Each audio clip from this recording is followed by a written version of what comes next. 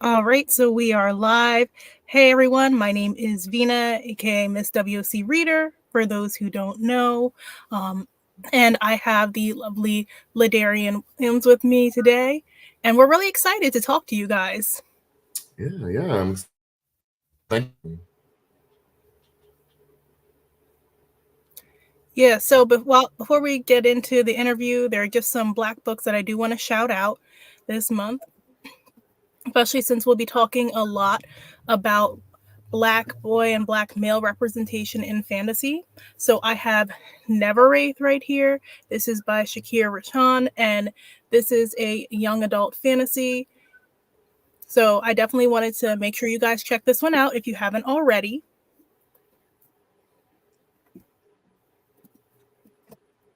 And I also have Sign of the Slayer. This is by Sharina Harris. This is another young adult fantasy. And then I have this adult fantasy. This is by Patricia A. Jackson. It's Forging a Nightmare. So I know if you're looking for something a little bit more grown, but also with that Black male representation, we have that right here. And I am really happy to see that we're getting a lot more urban fantasy with Black characters in it, because that's my favorite type of fantasy. And I'm glad to see that we're getting to be included more this time, because for the longest while, like, the only one in the space was really like LA Banks. Yeah, yeah, I'm excited. That last one you just showed, that cover was amazing. Yeah, Um, that one is a lot of fun if you want like a sweeping apocalyptic fantasy. yeah, like the black man standing in front of the horse, like that was a Yeah. beautiful cover. Yeah, oh my gosh, it's so many. I'm so glad to see that. Yeah. I'm glad to see we're getting out there, and hopefully that leads to us getting more movies out there. Mhm. Cuz that's the next step. Yeah. If Hollywood acts right, because it's a lot going on. It's a lot going on in the movie industry right now. But yeah, I'm excited. I'm excited for to see these books be adapted into TV shows and movies, and because we deserve. So All right, so I see some people starting to come in, so let's just get right into it. So I just wanted to start from the beginning. So where did you grow up, and why did you decide to get into writing? yeah, I grew up in a very small town called Helena, Alabama, like Helena slash Alabaster, because we moved. But I grew up there. It's kind of like 25 minutes outside of Birmingham. If you're familiar with that city, because I know small towns kind of like, where's Helena? So yeah, I grew up there. I felt like I was always a creative kid.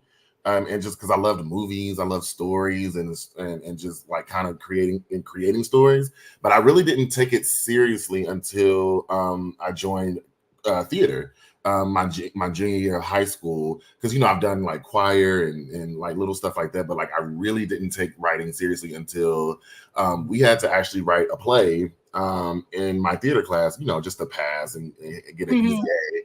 And so I wrote a play, my very first play. It was called Concrete Rose at the time. It was about two people trapped in a hospital room during Hurricane Katrina, and it's kind of like thriller. It's kind of like it's just weird. It's like a poetic drama about these two people trapped in a hospital room. So I wrote that, and my theater teacher, she was like, "Oh, this is actually kind of good," and I was like, okay. Like I've never been told I was good at something like that before. So she helped me really like shape it up. And then in high school you do like theater competitions. So I was like acting also, and I started to fall in love with acting. But I entered like the writing competition, and this is at the Alabama State thespian conference. I think it's still called that. Because this is 2011. So and so I won the first place in playwriting in the state of Alabama, and that's when I kind of like realized, oh, okay, I think writing is for me then, because I've never won an award before. And so from there I just started writing like more plays and just working on it. And I was like, well, okay, I think I want to be a playwright. I want to be a writer and just write stories, and try to write books. But I don't know if I don't think I did it right at that time, because I was reading a lot. When I was in high school, it was the big boom of like YA. Like Twilight was taking off, Divergent, um, Hunger Games. Hunger Games. I was like, there's another one. So it was like that big boom of like just YA, and so yeah, I wanted to write my own story, and so after I graduated high school, I wanted to be a writer, but I didn't know you could go to college for it, so it was kind of like too late to like kind of apply for colleges. So I kind of had to take like a year off from high school to going to college, and there I just started writing more plays and just trying to just study storytelling, and that's when I got into college and like in Tennessee, and I was a theater major and English writing major. And while I was there, I went to a PWI. So God bless the Black theater majors at PWIs, because because I wanted to write plays and be in plays, and there really wasn't enough opportunities for us, especially like the Black theater students. And so that's when I really started revving up my storytelling and just creating more work for us and by us. And when I had to drop out of college, because couldn't afford it, and also I was just like, I'm tired of paying money and not getting opportunities here. So I dropped out of college and went back home, and I was very depressed. I was working at Taco Bell and just trying to write my scripts in the drive-thru while passing out food. And I started falling in love with TV shows. I remember I watched like the Vampire Diaries for the first time, like all the way through, and like True Blood, and I watched like Boy Meets World like all the way through, because I've never watched from episode 1 to like the ending. And so I wanted to write television, and so I fell in love with it. But again, being a Black kid from a country town in Alabama, we didn't have resources for TV writing, because there was no classes, there were no entertainment stuff there. So I just got on Google. I found the script to True Blood, and I kind of created my own pilot script from that, and just really started delving myself into playwriting and TV writing. And and then I bought a one-way ticket to LA, because I was like, oh, to be a TV writer and to be an actor, you got to move to LA, right? And so I moved all the way from Alabama, got on my first airplane, and moved to LA in May 9th, 2015. So like 9 years in a couple of months. And that's when I started writing more plays and writing more scripts. And that's when I remembered my love for books. So I wanted to really write a book. And I adapted my first pilot script into a book, and I finished it. I actually finished. It was like a 350-page book, I think, at the time. And that's when I started like, well, how do you get a book published? And that's when the whole shebang of like getting an agent, querying and all that. But my book didn't make it. It didn't make it out of the query trenches. And this was like 2015, 2016. And so I kind of just put it aside, and I was like, well, maybe books, like writing books, is just not for me, because that's just a totally different industry. So I just didn't know the knowledge that I had to try to publish a book. And so yeah, I just kept creating more and more and more. And eventually, I wanted to write another book. But so yeah, I've been out here in LA 9 years, and that's what kind of helped me start getting into writing. It's just I took that one theater class, and it changed my life forever. And it like really pushed you to like take that risk. And because moving out to LA is hard. I know somebody who's out there right now grinding. Ooh, it's a culture shock, and also like I don't sugarcoat it. When people move out here, like I just have a friend, he moved from Louisiana, and we're talking, and the LA blues start to set in, because it's like, the glam of Hollywood starts to wear off, and you start to you got to go to work, and like you rather be on set, or you rather be in the theater working on a play, or you rather be doing your creative endeavors, and you realize you got to work to pay the bills, and to pay the bills you got, it's just so it is a grind. Like, and now that the movie industry, we don't know what's going on, because it's just either burn it down and then just rebuild, or just let it go away, because it's kind of it's a lot going on right now in Hollywood. We still push through. So yeah, it's definitely a grind out here in LA. As you said, you had gotten like big into reading. So was there any like book or like play or anything that you read that made you think differently about fiction and like how you're writing? Yeah. So, and another facet of why I got into writing too, and this is a piece of work that changed my entire life. Well, two. I was in ISD. I got in school detention, and it was in the teacher at the time. She was like, either read a newspaper or you got to read a book or something, to keep yourself busy because Mhm. I got done with my homework. And I said, well, I'd rather read a book or something. Like, I don't want to read a newspaper. That's just boring. Um, and so she handed me a book, and little did I know it was going to change my life forever. It was A Raisin in the Sun by Lorraine Hansberry. We And didn't read that in high school. We actually like watched the movie, but like the one with like Diddy and Alicia Rashad and stuff. And we were a very white school, so like that was big for us to even do yeah, that. that's how it was for us. And but it was something about reading the text, right? And really connecting to Walter Lee, like just being this black man just with a dream, and like he would do any and everything to try to make it come to pass, right? And so I really fell in love with that. And so taking that changed my life. And then when my theater teacher, my first acting scene ever, was me and my friend at Naya at the time, we were theater buddies.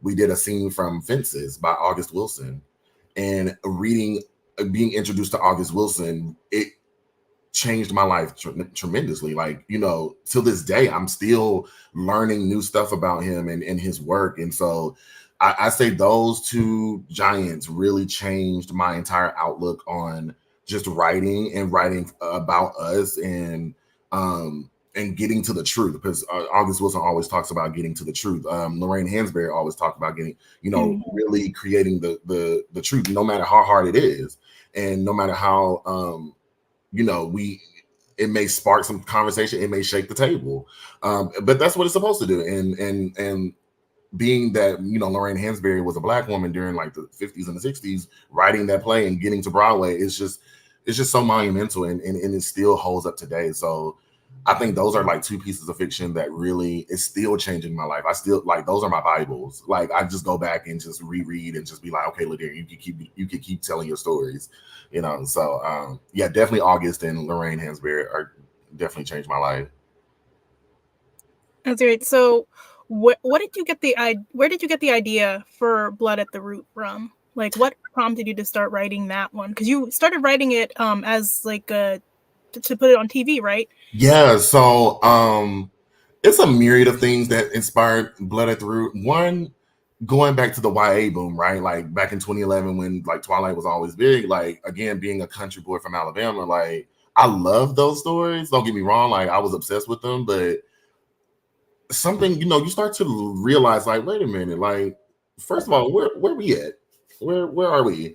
And Mm-hmm. if we are there, why are we pushed to the side? And why are we only there to help the main white character realize his or her purpose? Bonnie Bennett. So it's kind of like, why? And so I started questioning that. Like, I really, really started questioning that, because I started seeing a lot of these movies and books. I'm like, something's not adding up for me. And so that was kind of one. And two, it was during the riots after George Floyd's murder. I was like, well, I really want to get back into writing, reading books, because I just need an escape. Like, TV is doing it, but everything on TV was about black police brutality, this racism, that. I'm like, I just need an escape. And I remembered, books were an escape, like reading The Lightning Thief, Percy Jackson, like that was an escape for me. And so I went to Barnes and Noble, and I walked up to the lady, and this was, you had the mask, and they only let a certain amount of people in because this was during the pandemic as well. And I was like, hey, I'm just trying to get back into reading. I haven't read a book in like years, like, YA, fantasy. That's my favorite genre. Like, I was like, do you have any like with black boys, as the main character? And I was like, they don't deal with police brutality. Like, I'm just trying to escape. And she understood. And so we walked over, and like we went to the YA section, and she pulled out a couple, and she was like, no, that's dealing with that. That's a trigger warning.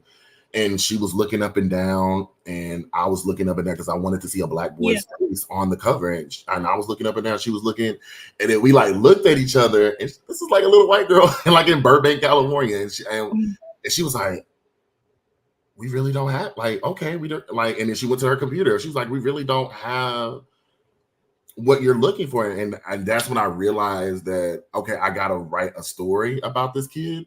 And so again, I didn't know about books, so I wrote it as a TV show, a TV pilot, and I was trying to sell it as a TV show. And I remember tweeting during the pandemic. I was like, "Yo, like, you know, you on social media?" I was like, "What if Harry Potter went to an HBCU? What would that story look like?" And I just remember that tweet blowing up. And people were like commenting and messaging me like, "Yo, like that would be so cool. I've always wanted. I love Harry Potter, but I always wanted to see us in that type of realm." And that's when I realized I was like, okay, I have something with the Barnes and Noble situation. And then I was like, I realized I have something special. And so I started putting pen to paper and writing the screenplay version of Blood at the Root. And that's when, you know, Lovecraft dropped.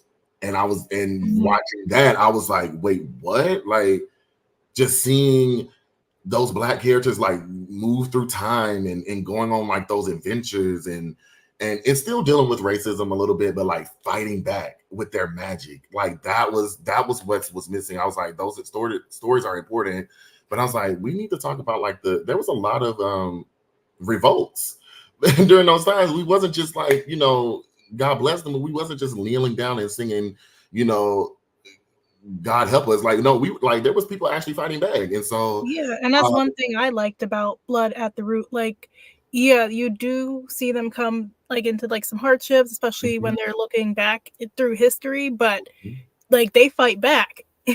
Yeah, because it's like it just really diving into the history of it and just seeing that. I remember watching the episode of Lovecraft, like the when they go back to Tulsa and just seeing that beauty, like just seeing Journey Smollett holding the book and walking through fire, right? This Black woman, and they time traveling, and then you see Tick with the baseball bat, and you see like they're fighting, and like it is so cool. And so that really inspired me to really keep going with Blood at the Root. And so I finished the pilot. I don't remember. This was like 2020. I think it was like July. I finished the first draft of the pilot.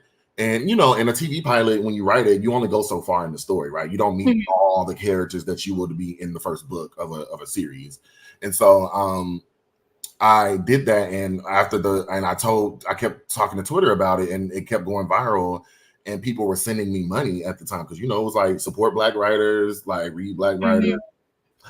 Amen. And so and people were like cash apping me, and I got enough money to like create. I was like, well, okay, I want to create like a trailer or something. And also off of that viral tweet, I got meetings at networks and studios, and one famous network, network, they told me like, well, we love the script, but we want to see kind of like a concept trailer. And so with that, me and my friends in the middle of the pandemic, God bless them, we hopped on a Zoom. I said, y'all want to film something? I know COVID is like at an all-time high. I promise we won't get sick. It's going to be masked. And so we shot the trailer, but then on the first day of set, we was like in the middle of Inglewood at a gas station, and we were like, actually, let's just shoot a whole short film. And I was like, okay, I don't have enough money for that, but I guess we finna figure it out. And so we shot the entire short film, and it was so cool to see us just gather together, and based off of like a idea, like a pilot idea, and like just to shoot the magic and shooting the scene between Malik and his grandmother, and like actually feeling like just the energy behind that. And I knew this was something special. And after the pilot and the short film, I'm thinking like, oh, I'm gonna break into Hollywood. You know, like things are starting to open up again. You know, because you know Hollywood's in disarray. And we were hearing all those promises like to do better at the time. To do better, right? I remember that summer. Like that's when I was like, I just started my platform, and I was getting like a lot of traction at the time. Yeah, you know, you remember those promises, like, yeah, we'll support you, and with the short film and with the pilot script, I never heard from that. To this day, I've never heard from that executive ever again. And I was like, okay, I got something viral, because you know they love something trendy, they love something viral, right? And so I was trying to get meetings, I was trying to get agents to represent the script, and they kept telling me, no, it's not marketable, it's not this, or it's not that great, or whatever, you know. And and I fell into a really deep depression about it because I was like, because the story, Blood at the Root, Malik, the characters, they wouldn't leave me alone. Yeah. And I knew I had something special. I just didn't know how to get it out there. And and kept tweeting about it. And and things die down. Unfortunately, when things go viral, they kind of die down. People are like, okay, you made the short film, but like, what else? We wanted something else. And that's when I was like, okay, well, Hollywood is not opening the doors. So how do I get this story out there? And my friend was like, well, you used to talk about books all the time. Like, why don't you write it as a book? But I remembered that time at the Burbank Barnes and Noble. I was like, and that's when I was really, really radical with, and I still am, but I was really radical in my thinking about storytelling and Black storytelling because I was really sick and tired of seeing Black people being gunned down on TV shows and movies. Like I was just it got to be a lot. Like I know I had that revelation like a couple of years ago. I was like, enough is enough. I can't, like, as I was reading so many Black books back to back, trying to support Black authors, and I'm like, why are they all like giving us some variation of the same story? And then like I had found some creators on here, like Shay with the Hobbies, who's in the chat, and Britt Reiterly, they actually were talking about it, and they were the only ones I was seeing like talking about it in the book space, and that's what really had like made me think, okay, I need to seek out these other types of stories. Yeah, and that's how I was, right? I was like, I need to go against the grain because I remember me being a 17-year-old Black kid who loved to read, but never. Yes, like Percy Jackson is so cool, and I love the character, but he doesn't talk like me. He doesn't have that Southern twang. He doesn't talk like my friends or like my mom or sister and uncles and aunties. Like they don't like. I want to see something that's entrenched in Black Southern culture, and I just wasn't getting that, and I was just getting really tired of seeing us just being just gunned down and not fighting back in films and TV and books, and so I locked myself in my apartment, and I was like, I don't know how to write a book. I'm reading books, and I'm like, okay, this is how they're doing it. Let me go against the grain and like let me do this, and so I locked myself in my apartment for 12 days straight, and I wrote the first draft of Blood at the Root. In 12 days.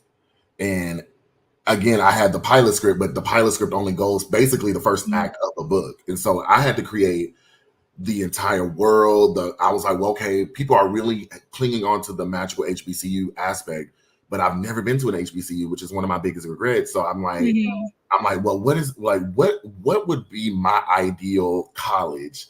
And I'm like, okay, Black people, but they're doing magic. It's kind of like Disneyland, but it's Black people doing magic, and like they casting spells, and it's and 12 days. Like I'm working on a book now, and it's been taking me forever. So bless you for being able to put that first. It poured, Malik poured out of me, and he was like, "Tell my story, dude. Like this is my story." And because I just noticed that like he like characters like him just weren't being created, and if they were, they were only pushed to the side and being killed. And it's just like Black boys deserve to see themselves live too. Like, like they deserve to have the magical adventures. And that became like my mission as a writer. And I was telling Hollywood executives that like, I was like, I'm tired of seeing us dying in movies and films and books. No, this is about a Black boy coming to terms with his magic. It may not be the cleanest journey because he's going to make some mistakes. He's 17. Like I remember as a 17-year-old kid, I was making a lot of mistakes, right? Like I was growing. And so after that, I was really intended on self-publishing the book. I was like, well, I'm going to self-publish. I was really researching. I was like, I don't have the money, but I'm doing Lyft and Uber 17, 18 hours a day. I was like, we're gonna make it, because just like the first, like I created 3 short films. I was like, I would pay for my stuff, and I would put my plays up. Like I would invest in it. I'm not afraid. And so I hired a Black woman editor. Shout out to Tessera Editorial, Margot Weston, Black woman for Louisiana.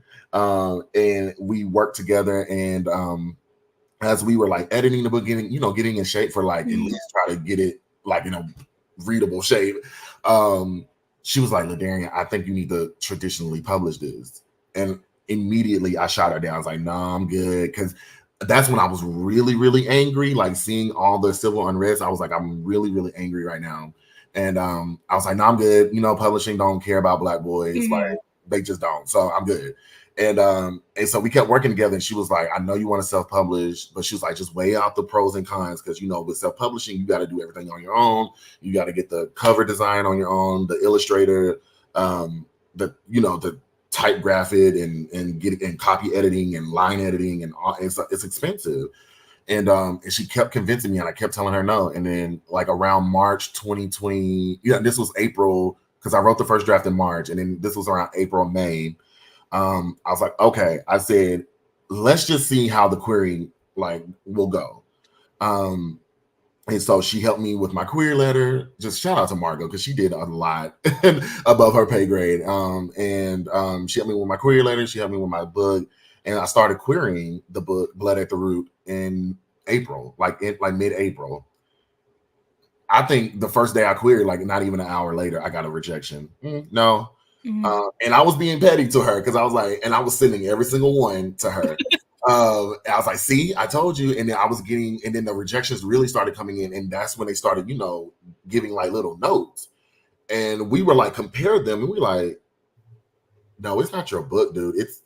It's because the book, when I think they read it okay, there's a Black boy. Okay, he's going to be dealing with police brutality. Yes, that's comfortable for us. That's what we're looking for.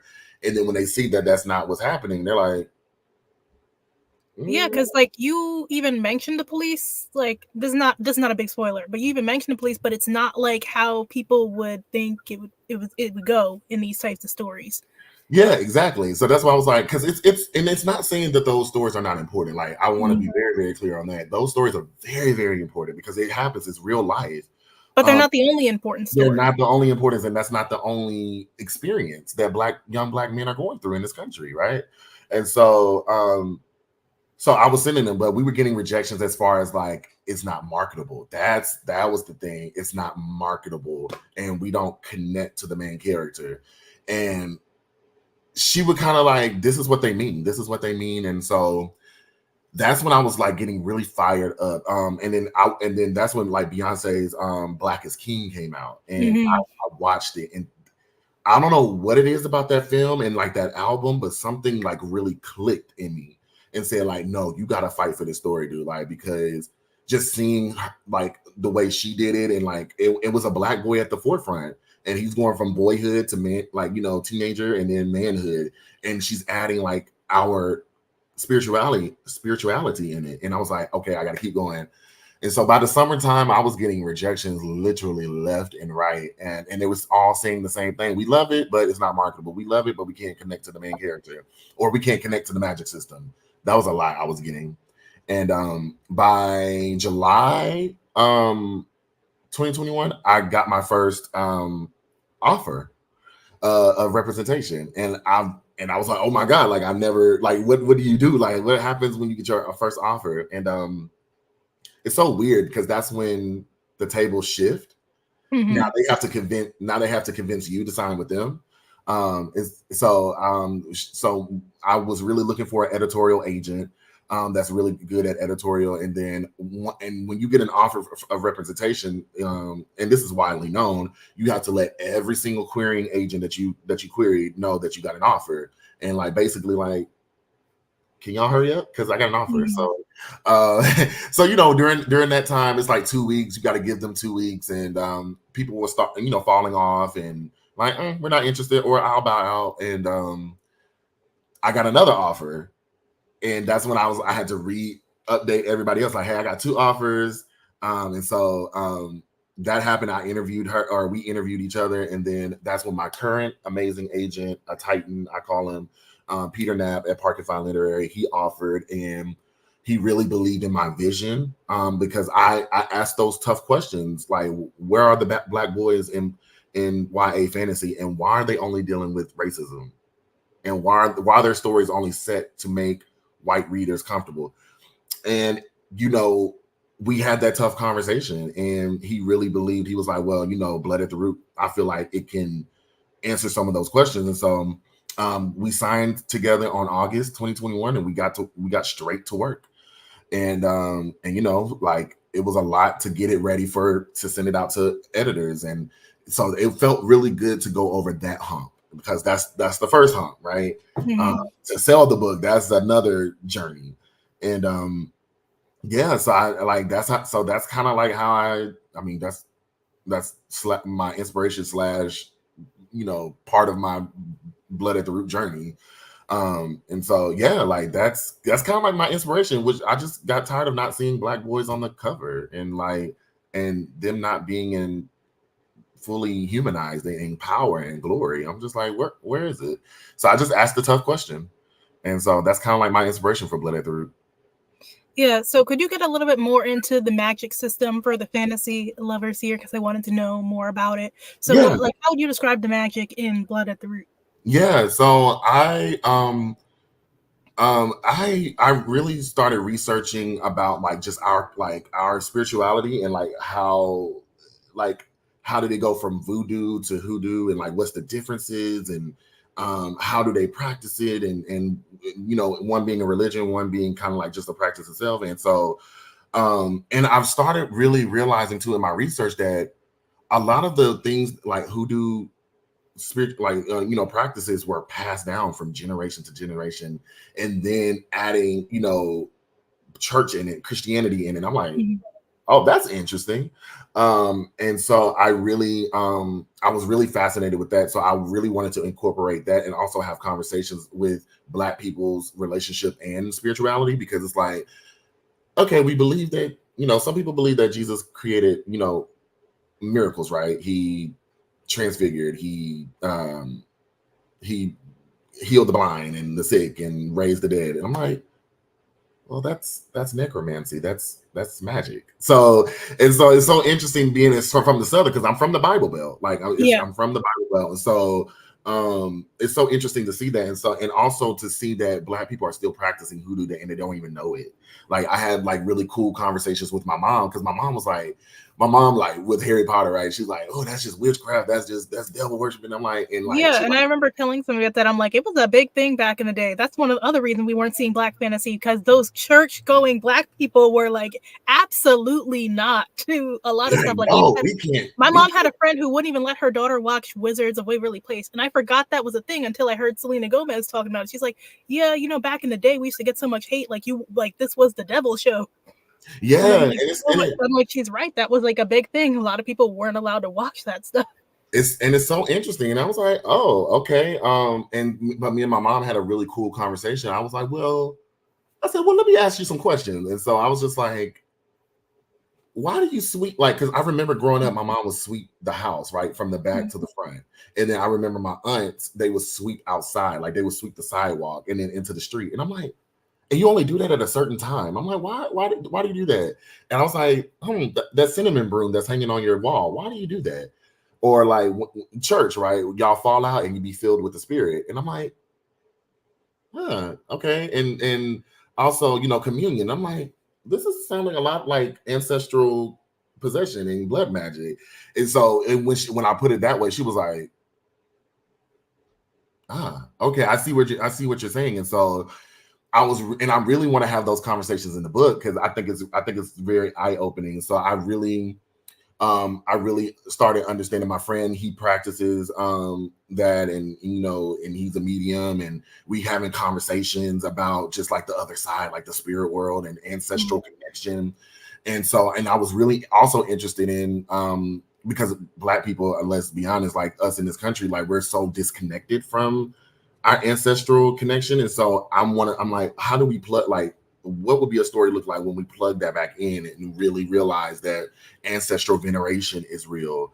You know, because we do it all the time. We go to the graves to our loved ones and we talk to them and like ask for guidance. I'm like, that's ancestral veneration, and like, you know, saging and incense. And so I really I was very interested in that. So I kind of pulled a lot of inspiration from like voodoo and hoodoo practices, and like kind of taking creative liberties with like my own magic system, kind of like creating it. So I'm really excited for readers to see like how it develops in book 2 and book 3, and hopefully beyond, because there's some other like secrets that's going to fall out about Malik's like magic and in the book. So yeah, so that's where the magic system kind of came from. It's definitely honoring voodoo and hoodoo, because also in the media they were demonized.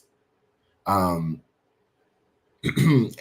American Horror Story Coven. So it's like, we're always seeing it demonized. And so I wanted to bring honor to it and be respectful of it, but also kind of putting it in the language that, young kids could understand and realize their power.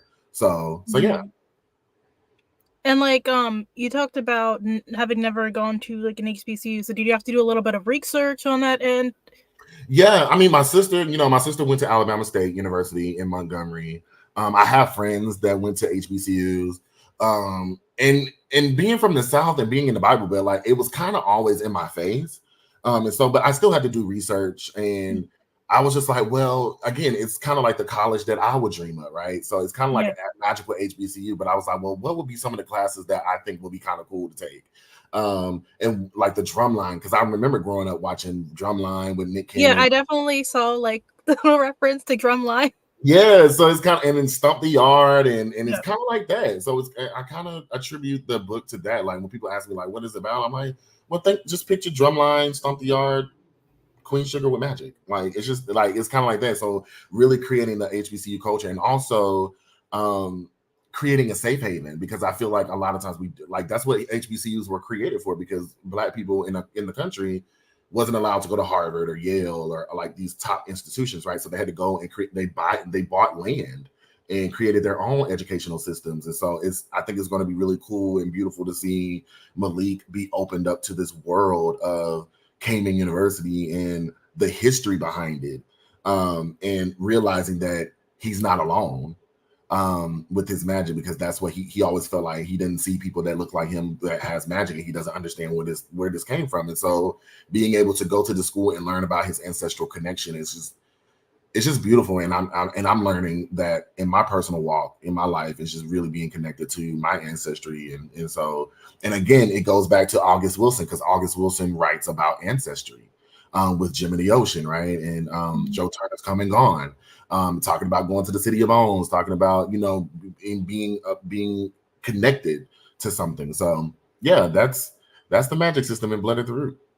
Yeah, and I like how right away you established like that this school is a safe place. Like I remember like when we were first like getting introduced to the school, and Malik is walking around campus and he sees like people lighting up on campus. He's like, "Oh, y'all are allowed to do that here?"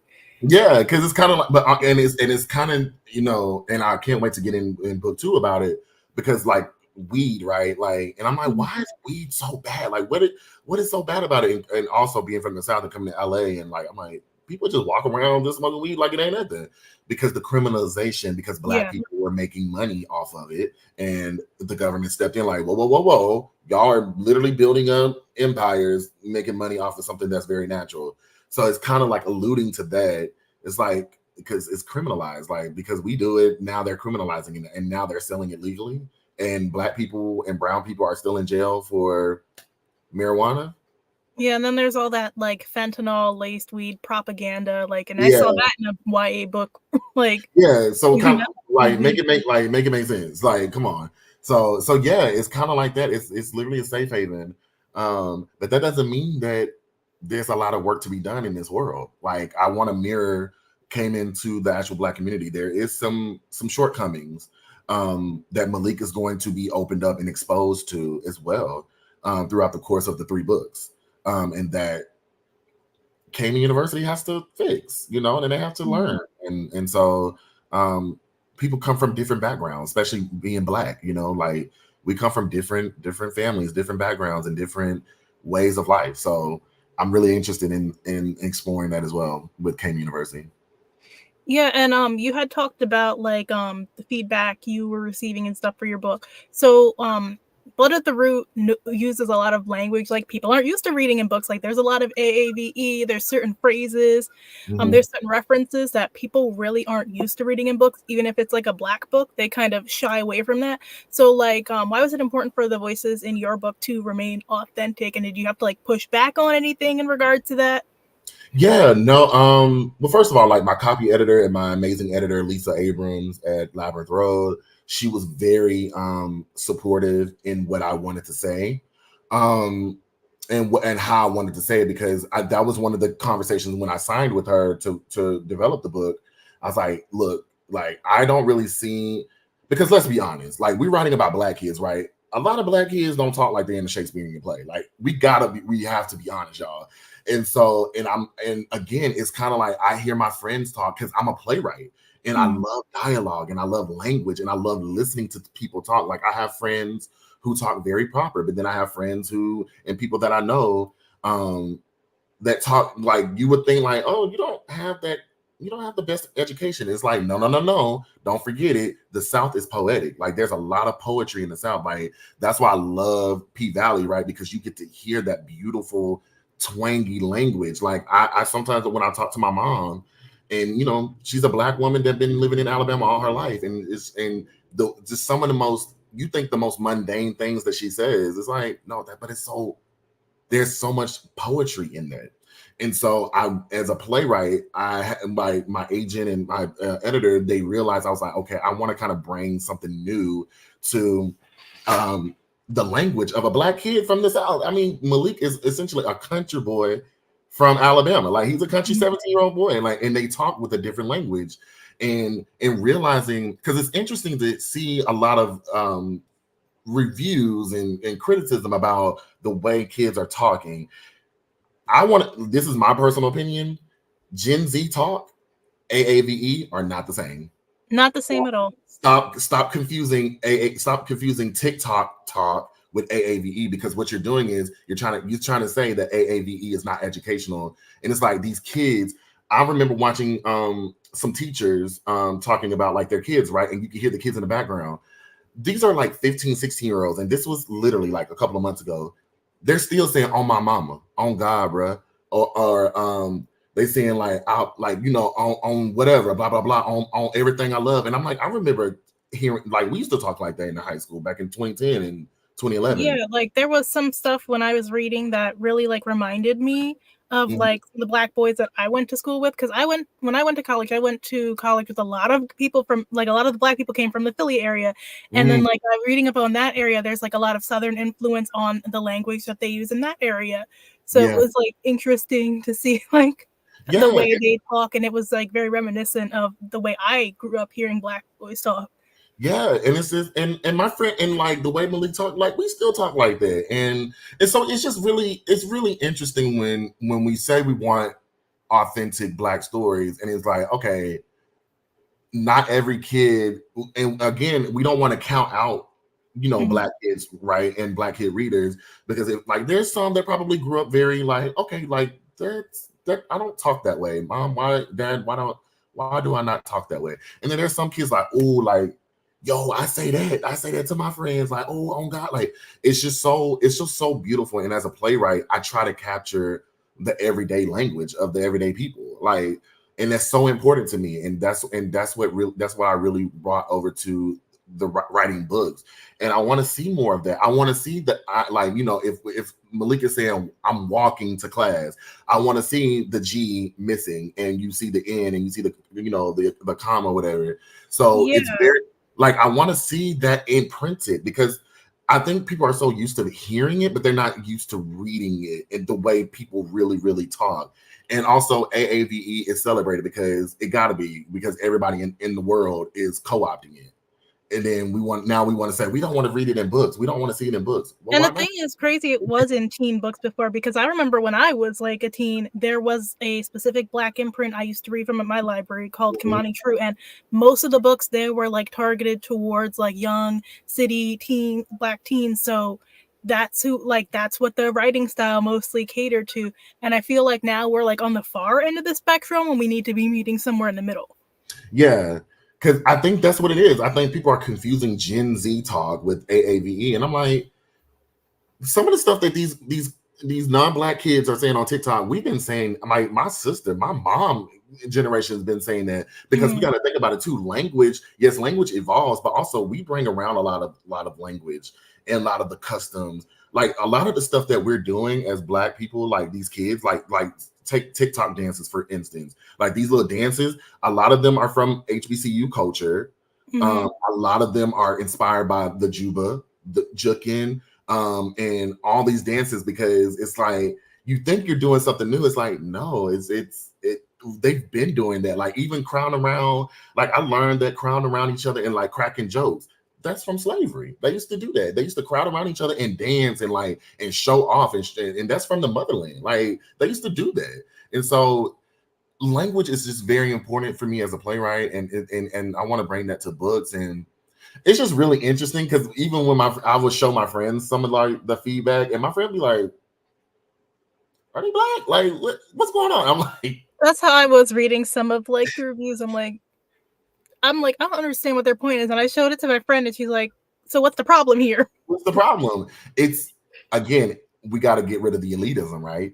In books, like we have to get rid of the elitism, and that's what it is, and we got to call it. Yeah, and that's something you have to unlearn too, because like I went to a majority white school, Yeah. so like I sometimes when I was little, like for a while I was reading them books, and I'm just like, yeah, but I don't really see anybody who like looks like me or like talks like me, and then I had like as I got older, I realized no, like they were targeting a specific group of black people who they wanted to get to read, who weren't necessarily being pushed to read and enjoy books. Yeah, and that's the beauty of, like, for me, that's the beauty of reading August Wilson, right? August wrote like that. He wrote our language, and he wrote, and some people be like, they don't sound the most educated. Stop being disrespectful, because those are some of the most, like, what you hear in those plays are some of the most important life lessons that you will ever hear in your life, and it comes from a man who doesn't even have a third grade education.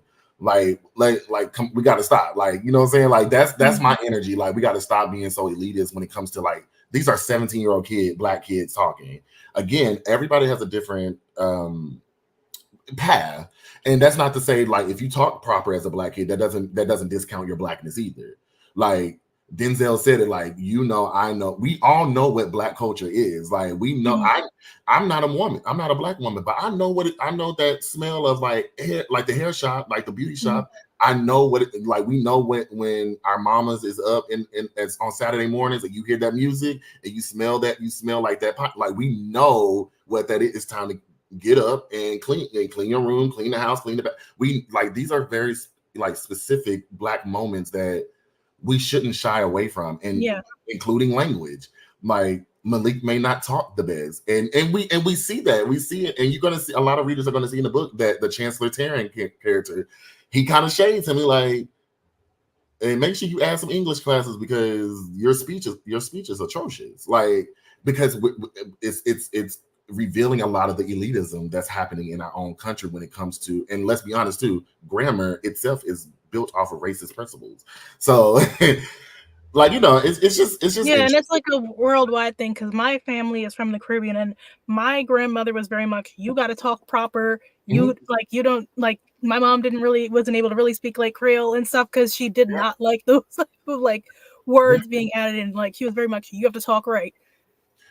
Yeah, and I was like that with my mom. I'd be like, that's not how you say it. Or I like that. Oh, no, I was the same way with my mom because she had an accent too, so words didn't come out like the same. Yeah, but now, like, again, reading different books and reading different plays, it's just that's beautiful. I find that so, like, I'm pretty sure your family, like, just them being in their own element, kicking their shoes off, like nobody's around, and like they have like those little moments, they like, wait, what does that mean? That's beautiful, because I went to college. The black kids in my college, they were like from the BVI, and just some of the language that they would say, and like, not in just like some of the like the isms and like the saying, I'm like, that's so beautiful, but I know what they mean, right? Because like, let's be honest, black language is universal. Like, it's just so beautiful. And so I'm just really curious. Like, I would be really curious to sit down with people who can't connect to the book because of the Gen Z talk. And I'm like, what is Gen Z talk? You got to explain that to me. And explain to me what is it that you can't connect to. Right. Like, talk about it. There's like a lot of unlearning you have to do. And it's like, and they always say, like, kids don't talk like that. What kids are you hanging around? Because let's be honest, when we went to school, like, we talked one way in front of our parents because we ain't trying to get our heads knocked into the washing machine. And then when we go on the bus or the school or going to school, we talk a whole different way, right? We be cussing, we be saying all kinds of stuff. And so it's just, what kids are? I don't know what kids you hanging around with, because like some of the stuff that Malik says, I'm like, I literally go research TikToks and watch kids that are like 18, 19 talking the same way he is. So, it's interesting. Yeah, and like just seeing like how you were writing your story and like the language of the music just like made me think about my writing too, and like oh well, I need to add this type of character because that's the type of character you would see in the story. So like I think it'll be good for people to see that kind of representation in the book, and because it'll show them, oh no, I can write characters like that too. Yeah, it's beautiful, and you can write other characters that talk. It's just it's we need different experiences, and like not every Black book is going to be the same, right? Like my book is not going to be I'm trying to think of another Black book. Like it may not sound like Blood at the Root may not sound like Tiffany Jackson's book or Nicola Yoon's book. Like it just may not sound like that, and that doesn't discount nobody's stories, because we all have different experiences and different ways of life. That's what I want to make sure it's important, and make sure like, well, that's offensive, and I get it. And your characters don't all talk the same. Like you have an ensemble cast. Everybody has came from a different background. They talk with a different cadence, and I want to show that. And so it's just interesting. Me and my friends, we look at it and we just laugh. Like we literally be like, okay, because it's different. Because the book world is different from. Because I get praised a lot for my playwriting. Like that sounds so authentic, and also. A lot of Hollywood executives, they complain that a lot of writers are trying to write Black characters and they don't sound good. They try to write a lot of Southern characters and they sound like Blanche from Golden Girls. And it's like, yeah, that is one critique I always see like my Southern friends talk about. They like a lot of books they pick up that Southern Black people do not sound Southern. Yeah, it's like, again, and shout out to my amazing copy editors for understanding that, and saying, and not being well, we got it. This doesn't sound right, and they'd be like, "Did you mention this? Did you meant to sound this way?" I'm like, "Yep." Like elongating words, like let's come on, y'all, let's switch it up. Like language is beautiful; it's ever evolving. So let's switch it up. So yeah. Yeah. So well, who was your favorite character in the book besides Malik? Oh, because now that I reread the book while working on it, I want to say Bawan Samdi, because he one of them. He just reminds me of my uncle. He gonna say any and everything that comes to mind, like, and it may be offensive. Yeah, he was offending some people. He was offending people. Offend some people, but like that's how, especially where I'm from, like that, like Bawan Samdi reminds me of my dad. He reminds me of my uncles sitting around drinking beer and sitting like frying catfish, and they say and just a lot of the stuff that they say, I'm like, ooh, you can't say that on social media. Ooh, yeah, you don't want to be around my uncles, right? But again, it's just that's the beauty, and so I really love Uncle Sam, because we call him Uncle Sam. And then there's this character. As I finished book 2, there's this character named Savon that I think I'm really connecting to, and the way they speak and the way they fight for representation. A lot of people ask me in Blood at the Root, is there queer representation? Is there going to be Black queer representation? No, it's definitely there. We do see a bisexual character, and we see a non-binary character. And again, just Savon is inspired. And it's done in a very natural way. Like I don't like sometimes when I read like certain books, I feel like they threw in a queer character, and this is including Black books. Sometimes they'll throw in a queer character to say that they have a queer character in there, but it doesn't like really fit the story. Yeah, I get it. Yeah, because Savon is based off a friend of mine. Like we have a group chat, and my friend he says he will say some of the most off the wall stuff, but it's so, again, like I used to be one of those like, why are you? Because he's from Tennessee, and he'll be pronouncing beer as burr. Like it's just but it's so beautiful, and now it's kind of like Oh, I gotta put that in the book. I gotta put the way, like, some of the stuff that Savon says is like my friend said it, and so yeah, like just completing book 2 and turning it in. Savon is becoming one of my favorite characters as well, outside of Malik. So what has been the most surprising part of your debut year so far? Um, like getting a lot of, and this is what I fought for. Getting a lot of messages and seeing the book going is trending either on TikTok or trending on or going viral on Facebook, because Facebook is a different type of audience. Yeah. Normally the stuff that I post, people don't like, because that's friends and family from home. But seeing the book cover being shared and getting messages. I got a message from a young Black father. He has a teenage son, and he said, "Yo, my son don't even like to read. It's hard to try to get him to read. But when he saw your book cover, he said he saw your book cover on TikTok, and he came to me. He's like, Dad, I need you to pre-order that book because, like, Malik, this kid, he said it, and it was so emotional. He said that kid looks like me. Like, to see him on the book cover, now he wants to read." And so getting messages like that and seeing that the book is being received in a way, and it hasn't even hit shelves yet. Yeah, like I would honestly say your book is one of the most anticipated YA, if not the most anticipated YA books this year, because I have not heard another book getting the same like amount of like people talking about it or seeing Yeah, it go viral and stuff. And I'm yeah, seeing people outside of the book community actually talk about it, because it's that's showing. what I really use like to gauge like if a book if it's like kind of popular, like am I hearing people outside of my like small like bubble online talking about it? Yeah, no, you're so right. Like, because the book community is a very specific community, right? Again, like that young father, like I'm getting messages from. I got a message from like an older white lady from Mississippi. She said she has grandchildren that are biracial, and she has a biracial grandson, and she was like, I want to get the. She's like, I bought this book because this is something that he needs to see in Mississippi.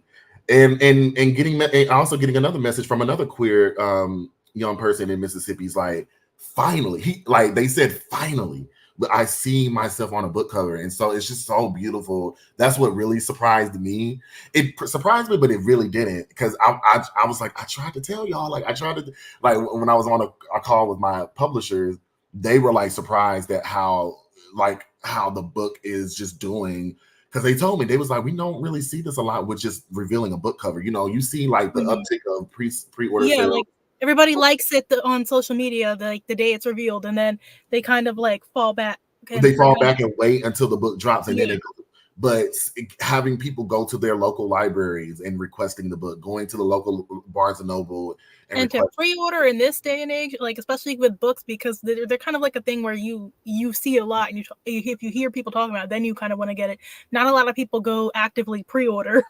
because and because I knew it, because it's just there's the spirit behind this book, there's an energy behind this book, and I knew it from day one. Even in like I would lounge in bed while we were on sub to publishers before we sold the book, literally being knocked down by rejection after rejection. And I was just like, and I would tell my friends, like, y'all, I see it. I see it. It's like it's storming right now. It's like there's a lot of clouds, but I'm like, I literally see my book, and just fighting through that, and it's just seeing that now, and I can't wait for people to have it in their hands. That's been like kind of like the most surprising, just getting those messages from people. Like it's so surreal now. It's very surreal that people are like, hey man, like your book inspired me to pick up my book again, because I got a Black boy character. And Yeah, that's how I was. Like, I'm like, when I reached out to you, I'm like, I had been looking for an HBCU book for like a year. And yeah, like, I feel like a lot of times they want the authors to age to put it down into high school, as if like the college setting is not relatable. And then yeah, like these books don't always feel like authentic. So I was like really excited to see this one. yeah, I appreciate that. Yeah, it's amazing. Like my barber yesterday, he even told me, he was like, yo dude, like my family has been going crazy over your book, and like, because he was like, they've been seeing it all over Facebook. My mom called me, and my mom is kind of like, sometimes she's like, I'm like, okay, like, are you happy for me? Like, my mom was like, they were talking about your book at work. Like, my mom is a fast food worker, and she's like, yeah, they was talking about your book at work the other day. I'm like, that's just so cool. All the way in, like, from Alabama, and getting messages from like the UK, like, please tell me the book is coming to UK and Australia, and so it's just, again, it's just, I think it's just something fresh, and like, and also getting it to actually to the people. I think that's very important. Is getting it to the actual people. So I go to, like, Black owned businesses and say, hey, look, I got a book coming out. I'm calling every Black bookstore. I was calling every Black bookstore. Like, I think it was like 2 weeks ago. I was calling, like, for like some hours. I was just like, hey, I got a book coming out. This is what it's about. I would love to come and try to sign some books. Like, let's collab. And so, yeah, that's been like the most surprising, kind of like just the feat, like, the response to the book cover and people pre-ordering it. Like, let's just wait till like people actually read it, and then like we see like the fandom stuff. Yeah, it's gonna be interesting. Yeah, it's gonna be interesting. Like, again, it's not gonna be for everybody, but it's gonna be for somebody. Like, I'm already being seen that it's for some people. Yeah, I just ask people to have an open heart when it comes to Malik. Remember, he's a 17-year-old Black boy. He's learning. He's gonna make some mistakes, and that's okay. That's what makes people human. Like, that's people. We trust me. We made a lot of mistakes. I'm pretty sure there's nobody on this earth that was 17 and didn't make a lot of mistakes. We made mistakes in our 20s and some in our 30s. So just be open-hearted about it, and realize that his story matters too. It may not be in the way that you want it, but this is his experience. And so that's what I kind of been just Shay mentioned having to go at some people's neck for the book. Yeah, like there was some controversy. Yeah, it was interesting. It was, I think, again, because I think it's asking those tough questions, right? And like, kind of not exposing, but it's just, I'm just asking questions. And I even had to tell my editor, I was like, book 2 and book 3 is going to shake some tables. It's going to have those tough, like, that's what it's for. Art is supposed to shake the table. We're not supposed to be complacent. We're not supposed to be safe when it comes to these books and plays and movies and TV shows. Like, y'all, like, we see it now, like in Hollywood, like, people, because somebody decided to shake the table, and now we're seeing it. And so I think it needs to be like that in the book community as well. Like, let's shake the table, because again, non-Black writers, they get to write whatever they want. They get to write some of the most wild stuff. I'm like, oh, that's okay. Yeah, just being able to have the conversations. And like, I know, like, one thing I talk about with my writing friends is just being intentional. And I can tell from reading the book where you were very intentional about certain things. Yeah, and it's my debut. I'm like, the book writing is literally new to me. Like, I'm such a playwright and such a screenwriter, but like, even in my playwriting, like, if people will ever come see my plays, you might not be that comfortable over there either, because that's when it's really in your face, because you're actually seeing it. And I'm having conversations about Blackness and like the representation of Blackness in a lot of film, media, and literature. So yeah, I mean, again, it's just to see the book and just see the book cover, I had to go through a lot of hurdles, and I had to suffer a lot of slings and arrows, right? Just to try to get this book out there and try to get the story in people's hands, because it was a lot of people that kept saying not marketable, not marketable, not marketable. And now seeing those same people like, oh, it's okay. People are actually buying this. And like, I told you. I can't tell you. So yeah, it's what it is what it is. Yeah. So in addition to writing novels, you also write plays, and you've been working on your play. Like, I saw you've been posting about it a lot lately. So do you want to tell us a little bit about your play, Boulevard of Bold Dreams? Yeah, Boulevard of Bold Dreams is a play about it was inspired by like the Oscars So White, and in the 96 years history, they fell off a little bit, like they made some mistakes. And so a lot of people don't know about Hattie McDaniel, she was the star of Gone with the Wind. She is the first Black woman and first Black person, period, to win an Academy Award. And so Boulevard of Bold Dreams kind of talk about a very specific moment in a very specific time. So she stumbles. It's kind of like a what if she decided not to go to the Academy Awards. And so she stumbles into the same bar, the Ambassador Hotel in the Coconut Grove, where the 12th annual Academy Awards was held in 1939. And she meets this Black bartender named Arthur Brooks, who is an aspiring screenwriter and filmmaker. And she also meets this sharp-tongued maid, this Black woman maid named Dottie. And these three literally stand at a crossroads, looking at the American dream and like seeing that she's made it and they're trying to make it. And so, and again, it talks about this very specific time, and it talks about the atrocities that Hollywood has had on Black women, the mammy figure, like, you know, the Step and Fetch It figure. It talks about that in the golden age of Hollywood. And I wrote that in 2020. God, I wrote it in my car. I was living in my car at the time, and I was very bitter about a lot of things in my career and a lot of things in my life.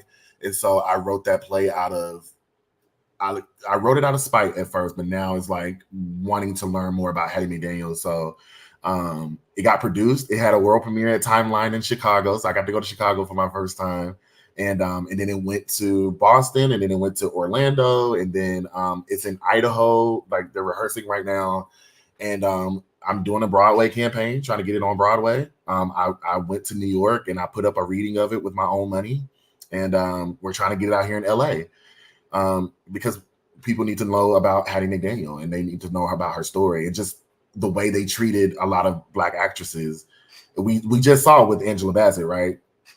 And now we're seeing it with Monique. And so it's still having those conversations today, even though the story is set in 1939. So yeah, and I'm currently turning it into a feature film. So we're going to try to get it funded and get it made.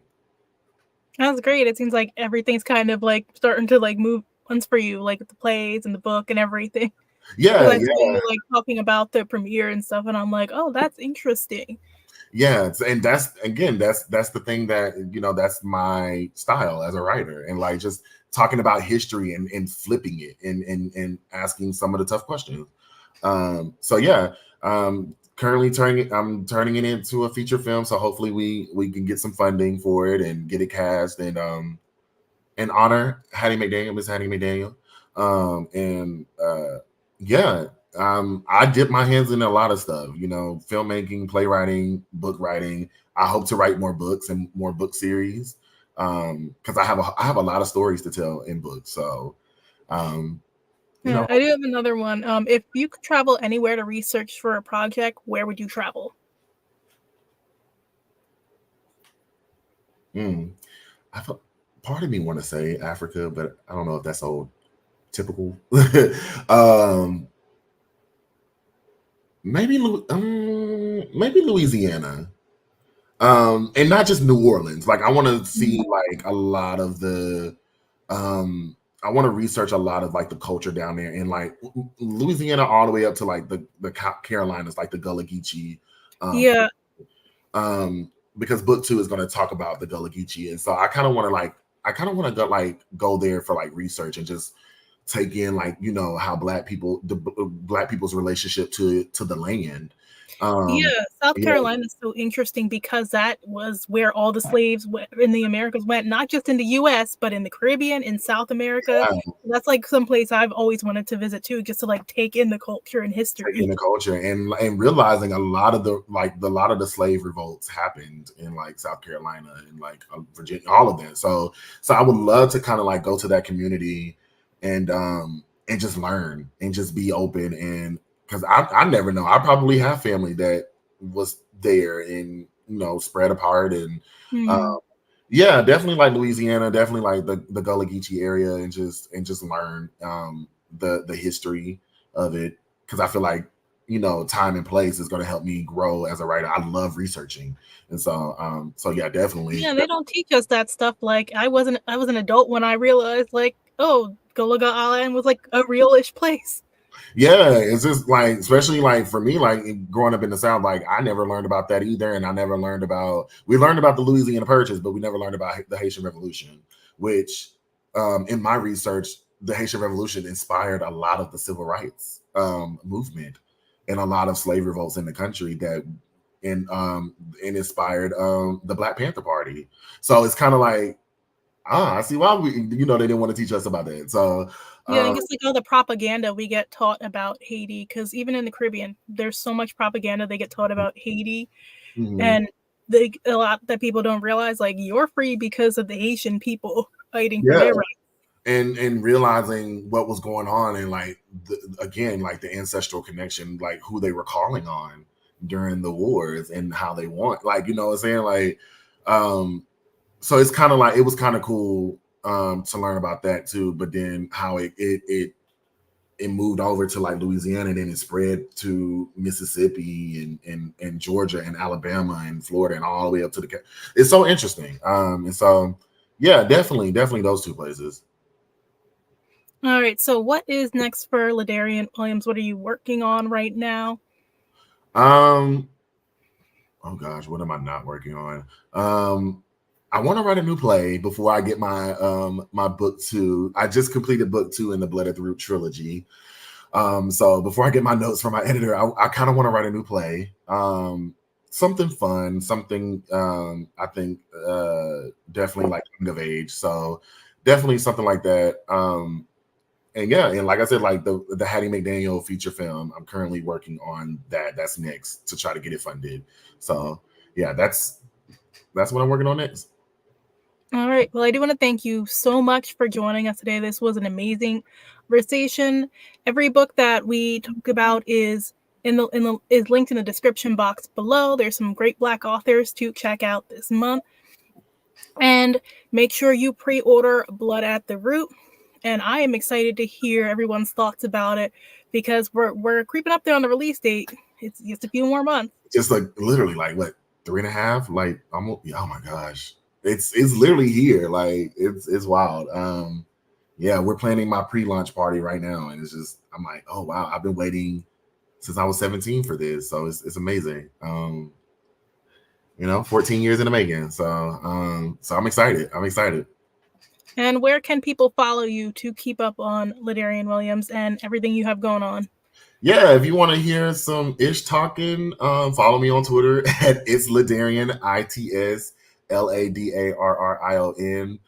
If you want to see like my process behind writing books, I like to talk about the process. I typically post it on Instagram, the same at it's LaDarrion, and on TikTok, I just talk about Blood at the Root on there. Also at it's LaDarrion on there. So yeah, please follow me. I love to interact with people. So all right, and thanks so much to everybody who tuned in. Bye.